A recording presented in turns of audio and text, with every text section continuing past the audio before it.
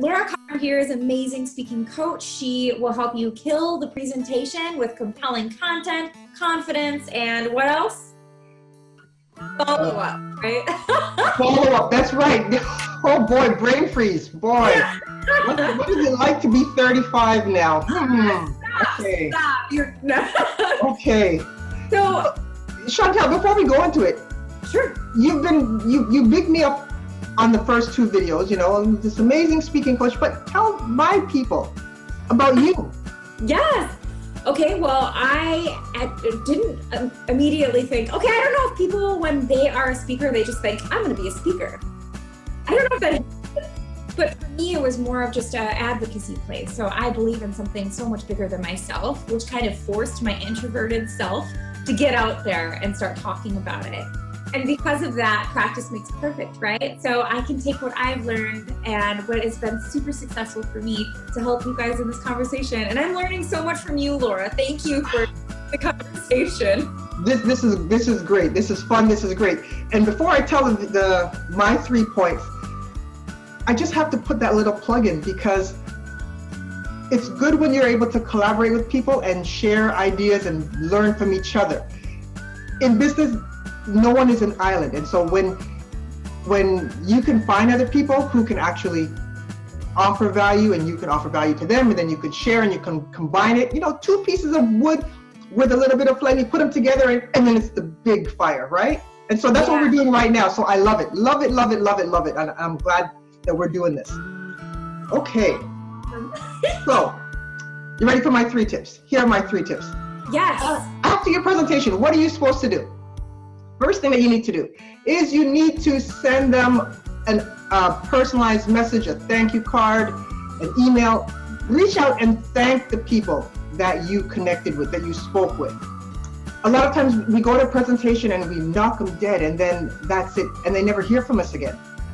And years ago, the common thing to do is you have your cards and then you'd write a thank you card, or you may stop by and drop them off a gift. And you say, thank you for the opportunity. It was nice meeting you. A lot of times that doesn't happen anymore. But if you really want to make an impression, go back to the old school ways and start doing that. Buy a stack of cards and then have them. As soon as you leave that meeting, write it out, drop it in the mail. It's amazing what a thank you note can do, but it's also, you know, bridging that tip into social media today. Call them out on social media. Thank them publicly so that they can get the credit that they deserve, right? I love that. I love that. Great points. Great points. I love it. Oh. And then the second one is offer them something of value. So after you wrap up your presentation, most times people are going to remember a lot of it. If you give a great presentation, they'll remember the key points. But then do you have something to follow up to go along with it? Is there a checklist? Is there a PDF that you can offer just to reinforce the points that you talked about, or just to offer some type of feedback or additional information that they can actually go home and review? If you have a piece of that item that you could offer to add value to your presentation, then offer that as well. So send them that, or offer them to them before you finish your presentation. And then the final thing is you want to set up a date in your calendar to actually follow up with them. So maybe they had questions. You won't know if you don't actually pick up the phone or drop them a line and ask them, hey, did you have any questions? Is there anything else I can help you with? Can I offer you any other assistance on what we talked about? Or, you know, you just want to ask them, follow up with them. So you won't do that if you don't put the date in your calendar, because, you know, a lot of things start happening. And if you don't put it in your calendar to remind you, then you will never, or you may forget. Chances are you may forget to actually reach out to them at a later date. So those are the 3 things. I love those 3 things because it gives back to the people who gave you that opportunity and provided, you know, obviously that compensation for your skills, but yeah, definitely having them feel valued and you stay top of mind for them is awesome. Absolutely. Absolutely. Okay. So now, those are my 3 tips. You batted 2 for your point 3s. I want to hear all 3 of them, and I'm going to tell you if I thought your 3rd tip was the best. Did you save the best for last on this last tip? I don't know. Okay, let's hear them. What are your 3 tips that people should do after their presentation, Chantel? Sure. So first and foremost, right after your presentation, mix and mingle, right? So mix and mingle and gain feedback from your attendees. Your attendees, what I love to do is ask them what their favorite part was so that I can figure out, their level of interest versus the content that I delivered. Was it too complex? Was it too basic? Was it just right? That Goldilocks syndrome. Okay.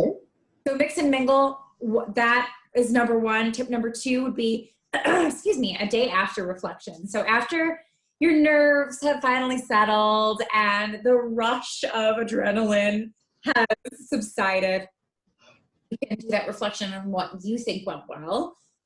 You could also check in on social media to see if that event content or those hashtags are trending, so you can see what people are saying about the presentation and about you as a presenter, because that can give you a lot more feeling and understanding of the audience and what their perspective was.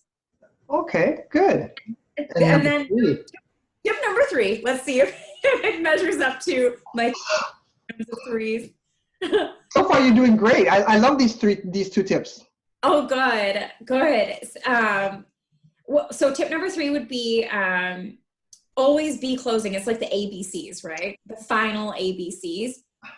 Always be closing, but always be connecting. So anybody that you see on social media trending and talking about the presentation of the content, reach out to them. Say, thanks so much for coming, and start that conversation there, because you never know who's going to be a connection to set you up with another speaking engagement or another client. They could potentially be a client of your own. So always be connecting. That's my final tip.